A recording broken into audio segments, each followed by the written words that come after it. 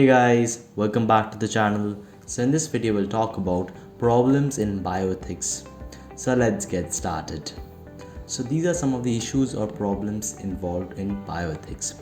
So the first of the problems are before birth and issues involving embryos and fetuses. So I'll be explaining about all the problems in detail. Also there are issues in reproduction, there are problems in new genetics, there are problems in life and death issues, resource allocation issues, organ donation issues, global health care issues, as well as experimentation with human and animals, and lastly, ethical issues in the practice of healthcare. So these are the 9 main problems or issues involved in bioethics. So moving on with that. So talking about the first issue, which is the before birth and the issues involving embryos and fetuses.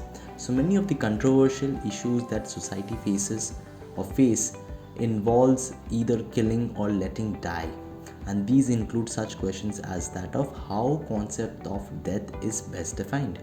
So this is obviously non-voluntary and it is morally justified as well, of the moral status of abortion, responsibilities with regard to newborn human infants, both anencephalic and severely brain damage. So there are ethical issues involving the birth and the death of infants or the child that is within the women. So before birth issues involving embryos and fetuses. So talking about more about these problems will be the artificial methods for pregnancy involved in women. So I'll be talking about more about these methods that occur before birth, which involve the embryos and fetuses, which involve frozen embryos, which involves the different techniques of pregnancy involved in women. So moving with that. So before birth, as you can see, what makes someone a person.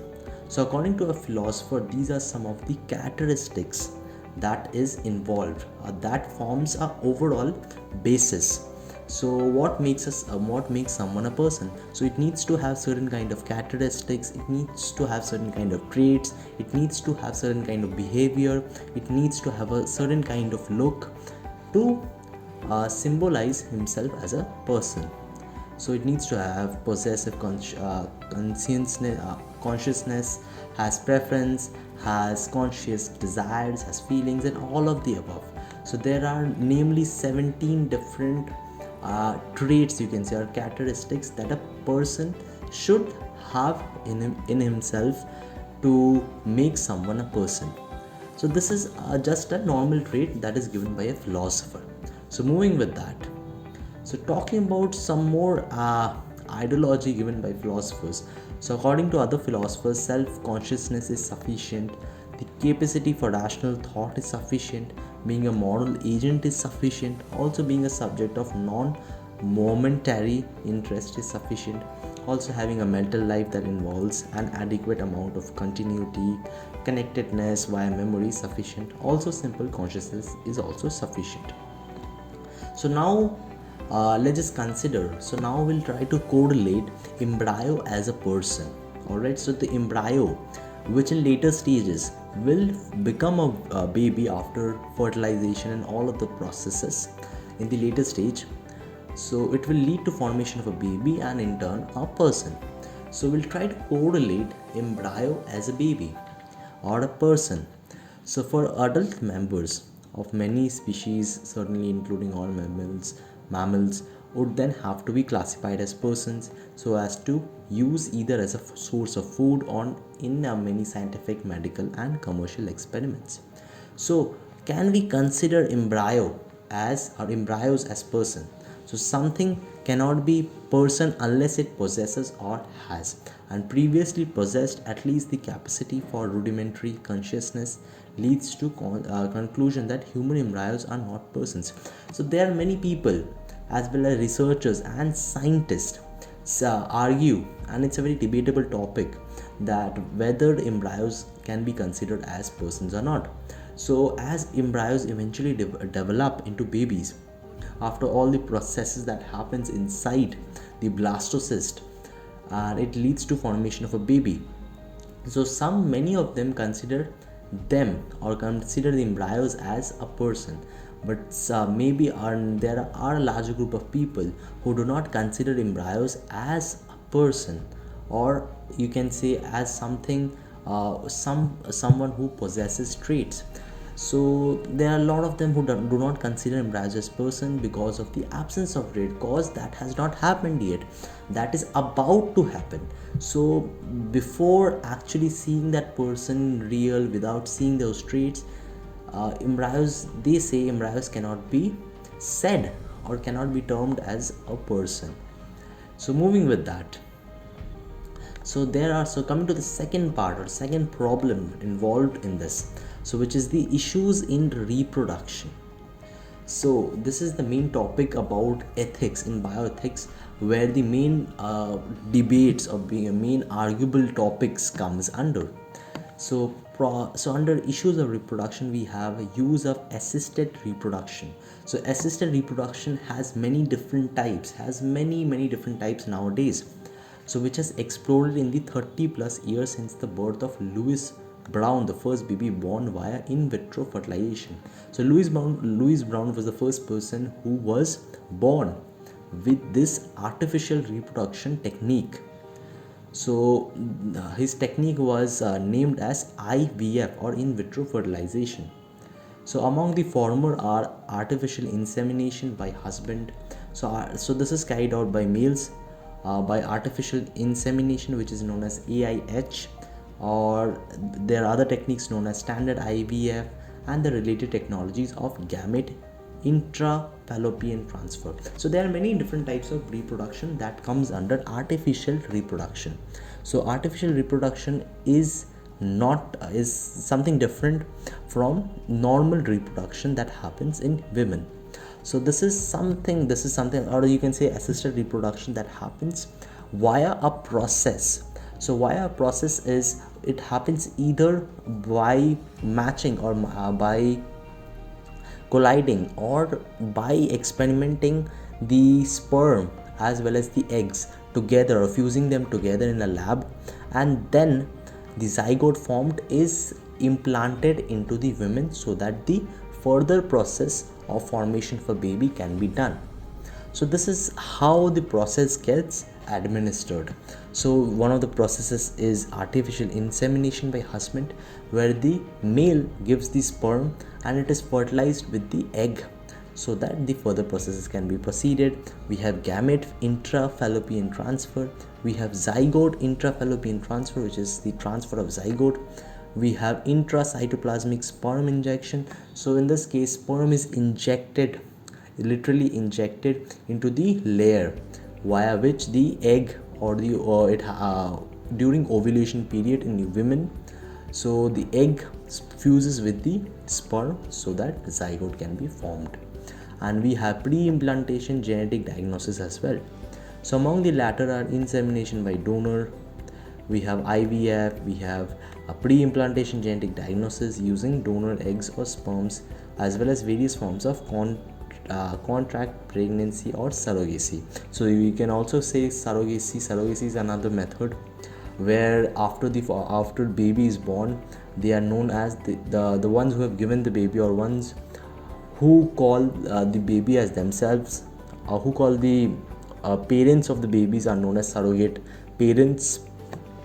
So some approaches require cryopreservation or freezing, or may involve precursor tissues such as ovarian tissues. So in this case, what happens is the embryo which is formed is freezed or frozen. From there, when it is done in a lab, when an egg and a sperm is fused in a lab and the embryo is frozen, so that frozen embryo can be given to another couple, or they themselves can keep it to form the baby. So that depends on the couple actually, and there involves bioethics. Actually depends on the consent, whether they want to give or not. That requires payment and everything, and that also requires the actual fact of who will be the parent of the born baby. So own by our own biological children. So this here's a question that rises: who will own biological, who are the biological parents in this case? And infertility, while 15% cannot conceive. So there the infertility rate is also increasing day by day due to different problems in people arising. So the rate is now 15%, has rose to 15%. Moving with that, we have assisted reproduction, prenatal testing, sex selection. So talking about some more of these, so we have artificial insemination, we have egg donation, so which raises the question on non-traditional family relationships, which inadequate screening for sexually transmitted diseases like AIDS. So artificial insemination and egg donation is very much it's the same process in which the sperm is given or allowed to fuse with the egg via assisted methods of reproduction. So in this, what happens is there's inadequate screening for some of the dangerous diseases like AIDS or genetic diseases, and usually a physician aid is more costly than to do it yourself aid, and it raises the possibility of unjustifiable gatekeeping harmful to single women or lesbian couples. So it's not very easy for someone to carry out this artificial insemination cause it requires a proper introspection, and it requires a physician, and it is definitely costly to carry out this process. Also cause marital problems if men are less attached to children to whom they are genetically related. So it is also a problem because if some men are less attached to children to whom they are not genetically related, so you can say the born baby or some children who is not genetically very much related to them, but it's their children, so they may plan to this is definitely not ethical to say actually, but if men are less attached to children to whom they are not genetically related, so it may cause some people may give the egg or the embryo which is not very much genetically similar. So the baby, when it will be when it will give birth or when it will be born, so the genetics won't match as their parents cause because of the artificial means of reproduction. The genetics does not remain the same because only either the father or the mother might have similar genetics with the children or with the born child, and some might not have. So the men, if in this case if men are less attached to children, if their genetics are not very much similar, they might opt for giving that child or giving that particular embryo to some other couple. Also there is anonymity, so which is another major issue, in which should children born of aid have right to genetic or personal information about their biological father. We never know about this, such that those who are born by artificial methods of reproduction, are they allowed to know their biological parents, or who are their biological parents actually. Also egg donation is more riskier and painful process, leads to hormonal overstimulation and internal damage. So egg donation or artificial insemination is not a very safe procedure. Also you can say it may lead to the death of the children, also it may cause internal damage in the women also. So there are problems actually. So moving with that, so talking about issues in reproduction, about the next process which is IVF, talking about in vitro fertilization. So if a woman becomes pregnant through IVF, she receives frequent injections of progesterone until the 12th week point. So a woman is given progesterone until the 12th week point, because when a woman is pregnant, naturally the progesterone level increases. That is all by that is happens naturally. But if it is done through artificial means of reproduction, through IVF, in vitro fertilization, they need to be having a minimum level of progesterone. So they are given or injected with levels of or syringes of progesterone until the 12th week point. So IVF raises the risk of ectopic pregnancy, miscarriage, and multiple births. So in this case, IVF mainly leads to formation of twins, triplets, or quadruplets, yeah.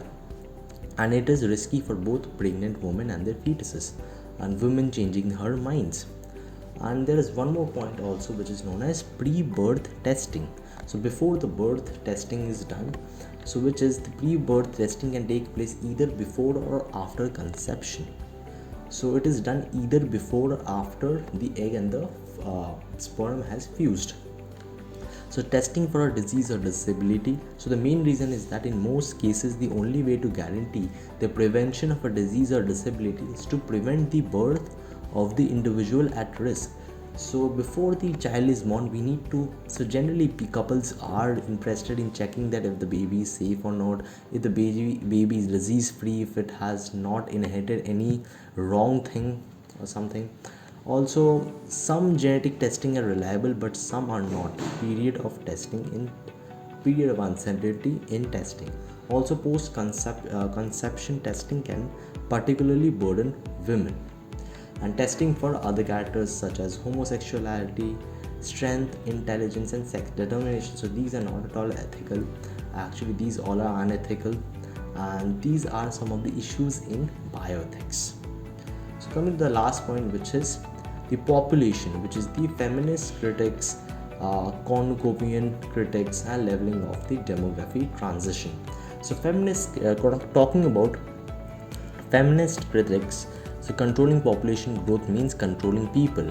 Also, population programs are typically operated by targeting acceptors.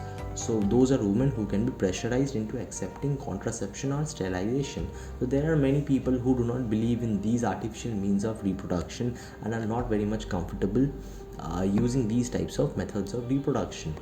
So people are actually educated about this or made aware. People are made aware about these. Also, feminist critique adds population control programs to have little attention to women's reproductive rights. And talking about cornucopian critics, the Earth's resources are not in danger of depletion or disruption by pollution to the point of failing to support the human population. So definitely, it's under everything is under control. So there's nothing that more population or increase in population would decrease or it would fail to support the human population. Also, no degree on actual carrying capacity of the globe, and insisting that human ingenuity can be counted upon to develop new food technique and new ways of exploiting conserving resources. Talking about the last part, which is leveling of the demographic transition. So assume that current declines in growth rates will continue, that population momentum will be slowed, and that average total family size will stabilize at about 2.1 children per woman on average around the globe. And this is the assumption that the question is whether it is realistic prediction or an unsupported and dangerous fantasy. So these are all of the assumptions and things that are made dependent on the bioethics or ethical point of view. So let's just keep this video till here. Hope you like this video, and thanks for watching.